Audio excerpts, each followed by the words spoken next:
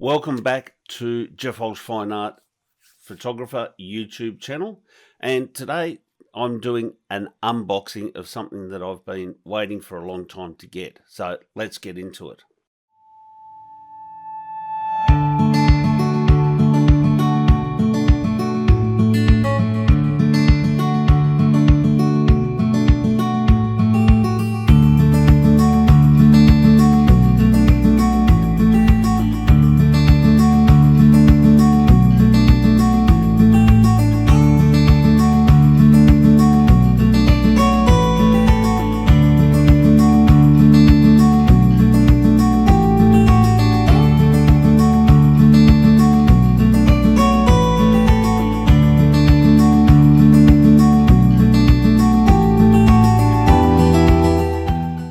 Alright, so what am I doing today? I'm doing an unboxing of, as I say, something that has been coming for a while. And I've spoken about this before, and I have finally, ahead of my next overnight hiking trip, finally got myself a PLB. So this is what it is. It's a personal locating beacon, and it's used for emergencies, mainly for when you're out of mobile phone reception. You can still use it then. It's not exclusively for out of reception. And the way it works, and most PLBs work the same way, is you turn them on, you activate them, and the signal goes up to a satellite, and the information of your location and where you are gets recorded and sent up to the satellite and sent on to emergency services through a chain of events and the likes. So anyway, let's get on with unboxing. And before I cut my fingers off doing this, because I haven't even taken the tape off ahead of this, let's unbox it. So the one I bought, I did do a bit of research. I did do a lot of reading. I've spoken to other people, other hikers, other photographers that have them. And the one I've actually gone with, and I will put a link down below for this one. This is the ACR Rescue Link View with RLS. So it's a little bit of a mouthful. I do get that. But what it is the PLB that I actually have gives a readout. That's the view part. It will give me my lats and longs, latitude and longitude. So basically my GPS position of where I am. So I can view that. And the RLS is the return link server. So when I actually set this off and the signal goes to the satellite and goes through the system, I actually get a bounce back message, and the little green light illuminates and it tells me that my signal has been received and somebody should be on the way at some point in time. It does come down to how remote you are, where you are, availability, the weather, as to who comes and how they get to you. But the signal has gone out. People know that you are in distress. Now, I do have to stress with these are for emergency. These are not for ringing or getting pizza delivered, or you've run out of water and got a 20-minute walk to go.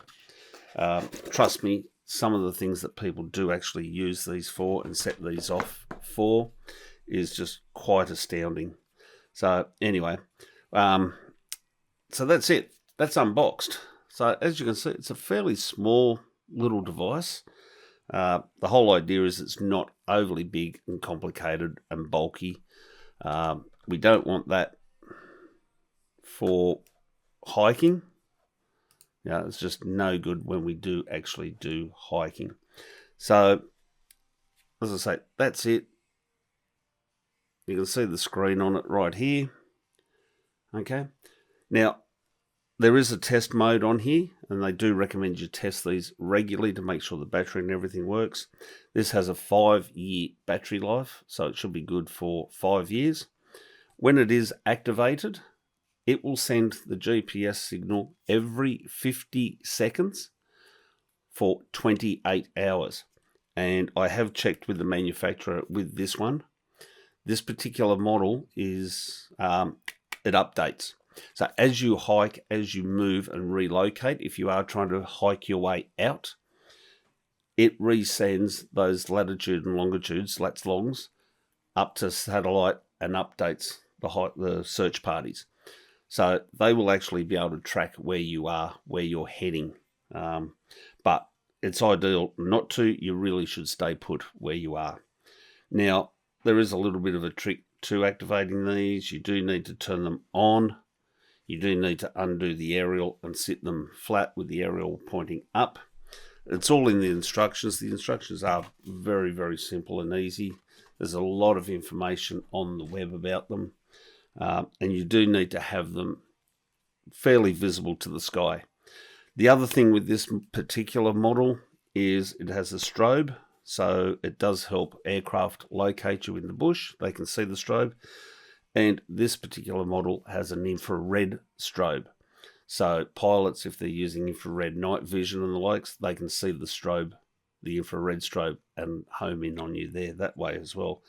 So from my research, this is actually the top of the range model for this particular brand. It's a good brand, it's reputable, meets international standards and the likes, and I do know quite a few people that have this model. So anyway, the other thing with these that you do need to do is actually register these, and you register them with basically the Australian government through a register, and all that information is held on file for if you activate it. They know who you are, any medical conditions and the likes. You put your next of kin on there, who you want notified in case this does go off. They will have other information. On the website, you can also update your trip details. So every time you go out, you really should be logging your trip with a start time, end time, date and the likes.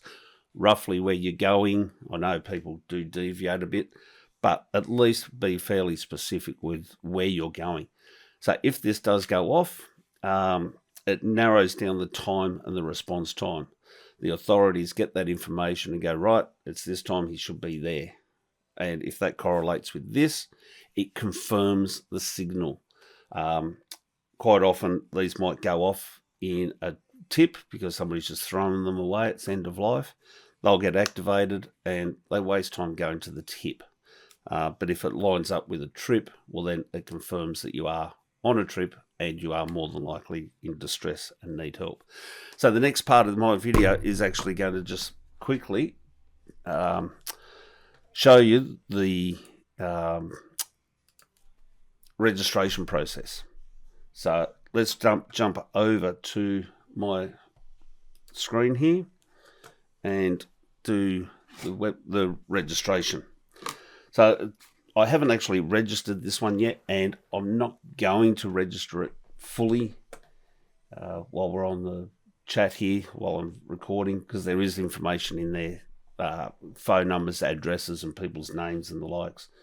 And you really don't need to see my date of birth and see how old I really am. So open a new tab. It's very simple, amsa.gov.au/beacons. And you can see it there. It's already popped up because I have gone to the website to check this out. Beacons, there we go. See how good and how easy this is. Register or update your distress beacon. That's what we're doing. So we click on there. Okay. Scroll down. We can't sign in yet because I haven't set up an account. So I register my beacon. Okay. I can update my details, my beacon details. Change beacon ownership. So if I sell it, give it away or the likes, I can change it there and register it with somebody else. Right here is add my trip details, and that's what I was talking about, updating it every time, and check beacon registration, so you can just check that it is actually done. All right, there's some other things on here. Your account, obviously, if you move house, change phone numbers and the likes, update your emergency contacts. So that does change over time, no doubt. Okay, and a little bit of other information, reporting a lost or stolen beacon, and a bit of background information on them as well. So anyway, we're up here, register a beacon, and you put in the hex code. Now the hex code is apparently on the side of the PLB. and I'm looking at it here.